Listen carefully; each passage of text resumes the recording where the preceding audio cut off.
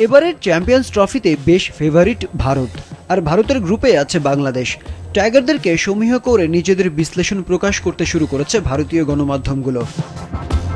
ভারতের এনডিটিভি 4টি বিষয়কে প্রাধান্য দিয়ে তাদের বিশ্লেষণ সাজিয়েছে: স্ট্রেংথ, উইকনেস, অপরচুনিটি ও থ্রেট।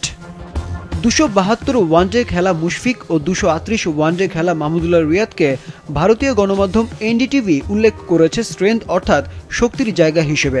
তারা বলছে এই দুজনের অভিজ্ঞতা বিপাকে ফেলতে পারে ভারতকে। এছাড়া সৌম্য সরকার, তানজিম সাকিব, মেহেদী হাসান মিরাজকে মাল্টি ইউটিলিটি প্রতিভা হিসেবে আখ্যা দিয়েছে ভারতীয় এই গণমাধ্যম।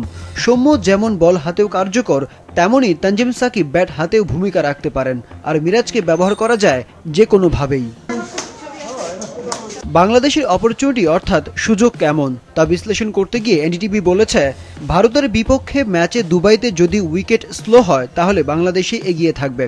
আরব আমিরাত ও পাকিস্তানের কন্ডিশন বাংলাদেশ দলের জন্য ভালো করার আরেকটি সুযোগ হিসেবে দেখছে তারা। রিশাদ হোসেন ও মুস্তাফিজুর রহমানকে তারা দেখছে থ্রেট হিসেবে। কাটার মাস্টার আগে থেকেই পরীক্ষিত, আর অনুকূল পরিবেশে রিশাদ হতে পারেন ট্রাম্প কার্ড। বসুন্ধরা ট্যাবলেট এখন আরো উন্নত। এই hot air through top sheet দ্রুত শোষণ করে সোনামণিকে দেয় কোমল অনুভূতি।